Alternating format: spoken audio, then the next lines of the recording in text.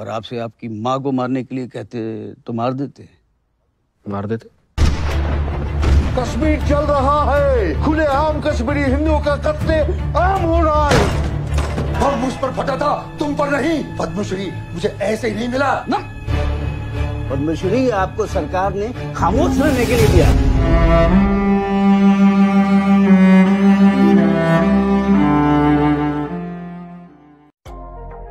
हिंदू कितने मर गए, मुस्लिम कितने मर गए, ये जब हम लोग कहते रहेंगे तो हम लोग इंडियन है सब भूल गए। धर्म का नाम आज से 32 साल पहले का है। ये जब दंगा हुआ है तब भी भाजपा का सरकार था, तब ये लोग कहाँ चला गए थे। आज जो पिक्चर में देखा रहा उल्टा सीधा उनका नाम पर आज गलत फहमी दूर के अंदर उस का असली का देखा नहीं रहा। पिक्चर सिर्फ पंडितों को मार रहा यही देखा रहा, साधु को मार रहा यही देखा रहा। उस टाइम मुस्लिम भी कितना मरे थे ये नहीं देखा, कितना सिख मरे थे ये भी नहीं देखा रहा। दंगा हुए तब भी भाजपा का सरकार था, तब यहाँ दर्द कहाँ चला गया। तब भी दिल्ली में इसी का सरकार था, तब ये दर्द नहीं दिखाई दिया। आज ये दर्द कहाँ से आ गया। वहाँ का आदमी अपना जवानी खुद कह रहा है क्या हुआ क्या कुछ सुन के बताइए।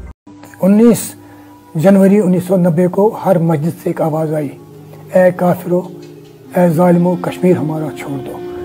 तो रात के 11 बजे हम इसी मकान के बाहर बरामदे में माय फादर, मेरी माँ, वाइफ, 2 बच्चे, भाभी, भाई साहब, उनके बच्चे सिमट के रह गए ऐसे, अभी हमको मारेंगे। हर मस्जिद से एक ही आवाज़ आई कि कश्मीर हमारा छोड़ दो, कश्मीर हमारा छोड़ दो। और उसके बाद हम सहम गए। 11, साढ़े 11, 12 बजे रात का है और हर छत को उन्होंने बजाया। यहाँ टीन के छत है तो आवाज़ें आई तो लोग डर गए। फिर दूसरे दिन से लोगों ने पलायन शुरू किया और लोग निकलते गए। जनवरी की मैंने काफ़ी लोग निकल गए, फरवरी में निकल गए, मेरे माँ बाप भी निकल गए, भाई साहब भी निकल गए। अब मेरी बात थी, मेरे बच्चे भी निकल गए। अब मैं अकेला इस घर में रहा कि मुझे नहीं जाना है। तुम पागल हो? मैं कहा मैं पागल हूँ, मुझे नहीं जाना है। मैं 10 महीने यहाँ ठीक रहा। उन दिनों वो खेरा को मारा, किसी चांसलर को मारा, कितने मौलवी मोहम्मद फारूक को मारा, बहुत अपसेट हुए। तब जब एट द एंड कश्मीर ठीक हो रहा था, ये बीमारी जो बहुत ज़बरदस्त थी उसमें फ़र्क आया था। तो 13 अक्टूबर को मैं दुकान पे गया, एक लड़का मेरे पास आया, उसने कहा कि मुझे सौंफ एनिसिड का थोड़ा सैंपल दीजिए। मैंने उसको सौंफ का सैंपल दिया, उसने मुझे उससे पिस्टल से 3 फायर किए यहाँ। और जब मैं गिर गया तो मेरे हेड को एम कर रहा था, मैंने ऐसे किया और वो मेरे यहाँ लग गया। तो मुझे फिर मेरे एक दोस्त थे, उसने मुझे उठाया, हॉस्पिटल ले गया। मैं हॉस्पिटल में रहा, उसके बाद जम्मू गया, जम्मू से फिर दिल्ली सेटल हो गया। किराए में रहे, दूसरों के हमारे जूते गिनते थे कितने इनके घर में बनते हैं, बहुत मुश्किल से वहाँ रहे। एनीवे जब दिल्ली में सेटल हो गया, दिल्ली में माता रानी ने बड़ी मेहर करी। जब आप पर हमला हुआ तब आपको बचाने वाला भी एक मुसलमान था? यस, मुसलमान इज अ नाइस पर्सन। मुसलमान को क्या कहें, इनकी जितनी प्रेजेस की जाए कम है। They are human, they are not inhuman. मगर इसमें एक ही कमी रही कि हर लोग डरते थे। They were caught between the guns. एक तरफ से आर्मी का गन था, एक तरफ से मुजाहिद का गन था। तो वो किसी को हाथ लगाते थे और अगर वो किसी को बचाते थे तो वो आते थे उस जद में और उनको भी मार देते थे। बहरहाल मेरे साथ एक लड़का काम करता था दुकान पे, उसने मुझे, उसकी उम्र भी 14-15 साल थी, ज्यादा बड़ा नहीं था, उसका फयाज नाम था। और जो गोली मारा था वो भी 15-16 साल का लड़का था। He was not that big, the brave आदमी था, पतला सा था। तो मुझे आज भी शक्ल उसकी याद आई है, आ रही है। और उस लड़के ने मेरे को हॉस्पिटल तक साथ दिया। हम यही चाहते हैं कि सारे लोग वापस आ जाए, भाई फिर से वही माहौल हो जाए, फिर से वही भाईचारा हो जाए और क्या, बस शांति हो जाएगी। इंसानियत है इनमें, हम में भी इंसानियत है। जनरली लोग यहाँ पर इनको चाहते आना। 99% 99.90 कश्मीरी पंडित को मैं रिक्वेस्ट करता हूँ, हमारी 3 चीज़ें कम हो गई है। एजुकेशन आपकी, टीचिंग स्टाफ, सबऑर्डिनेशन, सर्विस। मैं उनको रिक्वेस्ट करता हूँ आप आ जाओ, हमें वो माहौल फिर मिलेगा एजुकेशन का। दुनिया कुछ भी बोले, यहाँ की असलियत है। जो यहाँ के पंडित बरादरी लोग हैं उनको भी पूछिए, उनके घर में कुछ होता है हम जाते हैं वहाँ, और हमारे घर में कुछ आता है वो आते हैं हमारे घर। और जो बाहर बैठे हैं जैसे जम्मू में है, दिल्ली में, हम उनसे अपील करते हैं आप आ जाइए, यहाँ पे पूरा शांति का माहौल है। ऑब्जेक्शन है जो मेरे हस्बैंड का गलत सीन दिखाया है, उससे ऑब्जेक्शन है। इन्होंने दिखाया है, आप देखो कर्फ्यू लगा है, आप खुद सोचो कर्फ्यू लगा है तो बच्चे स्कूल कैसे जा रहे हैं? सबसे बड़ी गलती नोट करने वाली है ये। क्या लोग, इतनी बड़ी कॉल है जो पाकिस्तान से भी इतने प्रोएक्टिव हो रखे हैं, बेनज़ीर भुट्टो का भी उन्होंने बताया है और क्रिकेट मैच का भी बताया है कि जो हा हल्ला ये लोग करते हैं, और आप ये बता रहे हो कि इतना तूफान उठा है, जेनोसाइड 19 को हो गया है और लोगों के लिए इतनी प्रॉब्लम, जो किलिंग ऐसे हो रही है, रोड साइड पे ब्लड बह रहा है, तो आप दिखा रहे हो बच्चे स्कूल जा रहे हैं पिट्ठू उठा के और हाथ में फूल पकड़े हुए हैं।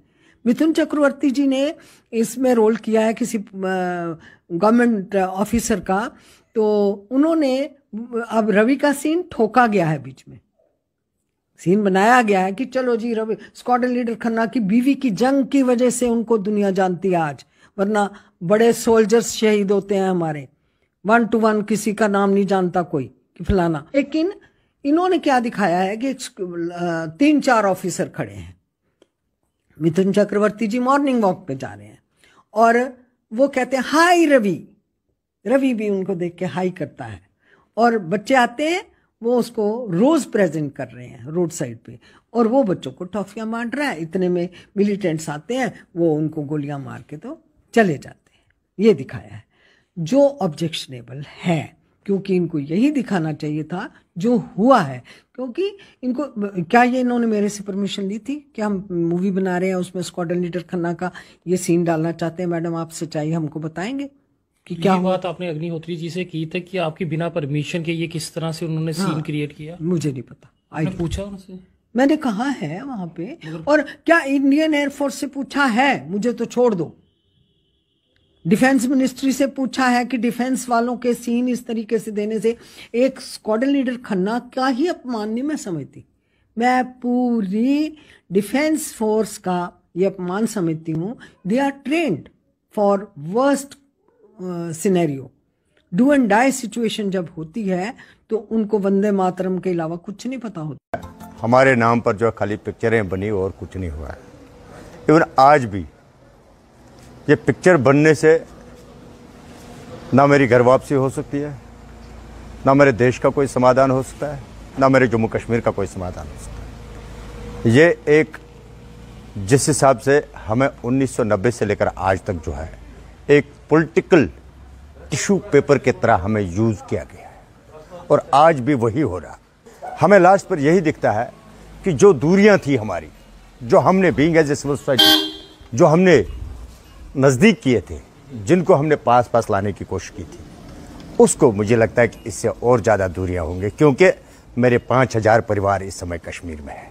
ये जो फिल्म बनाई गई है ये एकतरफा हमारे काज को उजागर करने के लिए किया है, और कोई फिल्म प्रोड्यूसर निकले वो दुतरफा करे, मैं उसको बोल्ड मानूंगा। जो दुतरफा जो जेनोसाइड हुआ है उसको उजागर करके एक फिल्म बनाए। इसलिए मैं और किसी प्रोड्यूसर डायरेक्टर से अपील करता हूं कि दोनों साइड के इस माहौल को जो उन पर भी गुजरी है, मेजॉरिटी कम्युनिटी पर भी, तो उनके और हमारे जख्मों को पूरा उजागर करे, ताकि दुनिया को और भी पता चल जाए कि एक तरफा ये जो मेजॉरिटी पर जुल्म हुए हैं वो कहां से आए, वो भी पाकिस्तान स्पॉन्सर्ड थे। वो जो वहाँ तब की गवर्नमेंट थी, उन्होंने जब हमारी बात ही नहीं बाहर आने दी, ऐसा क्या हो किया था हमने कि हमें ये ज़िंदगी जीनी पड़ी। शायद अब हो सकता है, उम्मीद तो है, घर जाने की उम्मीद है, घर जाने की उम्मीद है, लेकिन हमें डर लगता, मुझे लगता मैं एक हूँ जो मैं नहीं जाऊँगी वहाँ। वो दृश्य देख के ऐसे डर लगता है। याद तो आती है अपने घर की, हमारी जन्मभूमि है। ये पिक्चर बनी है, हमने ये उस टाइम देखा जब हम 27 साल के थे, श्रीनगर में 90 में। हमें याद है 19 जनवरी थी, सैटरडे की रात, 8:45 बजे था शाम का टाइम, जब मस्जिदों में हो गई आवाज़ निज़ाम मुस्तफ़ा, ए काफिर हो, जालिमो, कश्मीर हमारा छोड़ दो।